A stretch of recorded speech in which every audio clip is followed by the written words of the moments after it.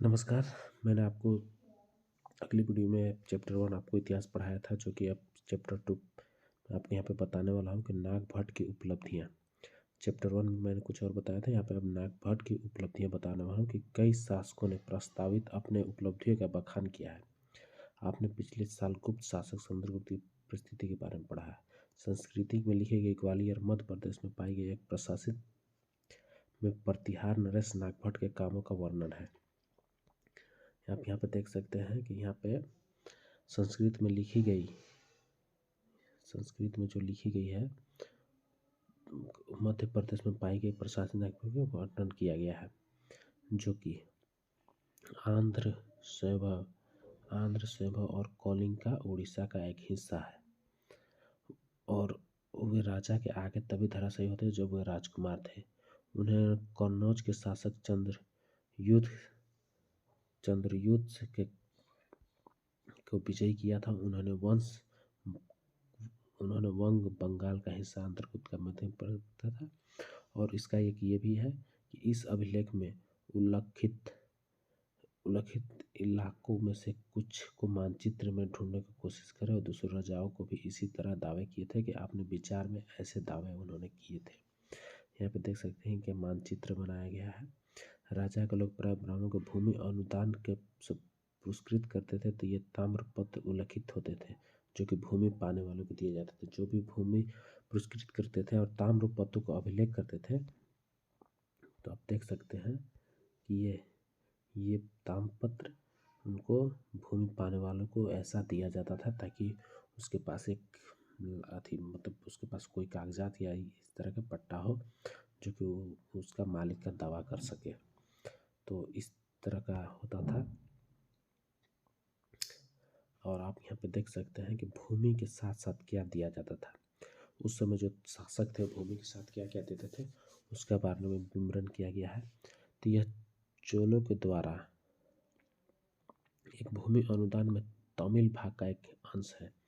ये चोलों के द्वारा ये तमिल के भाग में एक अंश है।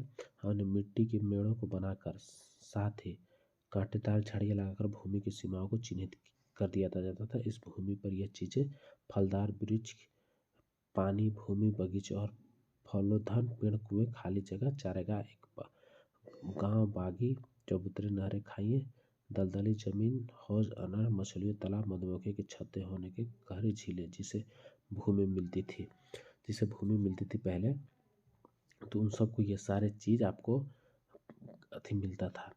तो वहाँ पे आप उसमें क्या कर सकते हैं कि पहले आप देखते थे कि कांटा का, जो अभी भी आप गाँव देहात में जो होगा तो कांटा का आप रोड पर देखिएगा घेरावा किया होता है ताकि जानवर न जा सके, कोई क्षेत्र अधिक जो उसमें बोए जाते हैं धान गेहूँ उसको नुकसान न कर सके।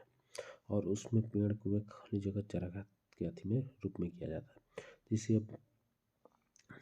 वह इससे कर वसूली कर सकता था। न्यायाधिकारियों द्वारा जुर्माने के तौर पर लगाए गए वसूल सकता था। पान के पत्तों पर लगाने वाले कर, बुने हुए कपड़ों पर लगाने वाला कर, साथ ही साथ वाहनों पर लगाने वाले कर वसूल सकता था। उस समय भी अभी जैसे कर वसूला जाता है, गवर्नमेंट हम लोग से टैक्स वसूलते, उस समय भी यह चीज़ था और शुरू से ये चलते आ रहा है, जिसकी वजह से हम लोग से वह टैक्स जीएसटी के माध्यम से वसूला जाता है। और साथ ही साथ वाहनों पर लगने वाला वसूल जाता था। यह पक्की ईंटों से बने ऊपरी माले में बड़े कमरे बनवा सकता है, बड़े और छोटे कुएं खुदवा सकता है। जो उसको ज़मीन मिलता था उस पर एक यहाँ पे साफ साफ लिखा गया है कि जो वहाँ पर जिसको ज़मीन मिलता था वो ऊपरे माले पर, मतलब एक जिसको ज़मीन मिलता था वो कुआं खुदवा सकता था। ऊपरी कमरे पर मतलब वो सिंचाई के लिए कुएं खुदवा सकता था और एक रूम बनवा सकता था अपने रहने वहने के लिए, जो कि ये था। और खेत को बचाने के लिए मतलब पशु वशु से चारा गाह लोगों से झाड़ियाँ लगवा सकता था। जरूरी हो कि यह सिंचाई के लिए नहर बनवा सकता था। अगर जरूरी होता तो सिंचाई के लिए नहर भी बनवा सकता था, जिसके पानी के आवंटन भी हो, तटबंधों का निर्माण भी, मतलब बांध जो बनता था उसका भी निर्माण हो सकता था। लेख में सिंचाई जितने भी संभव स्रोत उल्लेख है उस सूची को ये बनाने के लिए आपको मतलब बोला गया, आप उसको कैसे इस्तेमाल होता होगा उसको विमर्श कीजिए और उसको कैसे होता है उस पर बनाइए।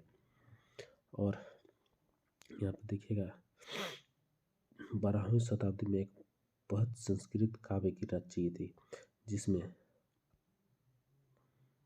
कश्मीर पर शासन करने वाले राजाओं का इतिहास दर्ज है। इस कलह नामक में रचनाओं को रचा गया है। तो वीडियो बहुत बड़ा हो जाएगा, इसलिए मैं आपको नेक्स्ट वीडियो में और भी आपको चीज़ बताऊंगा। तो तब तक के लिए नमस्कार।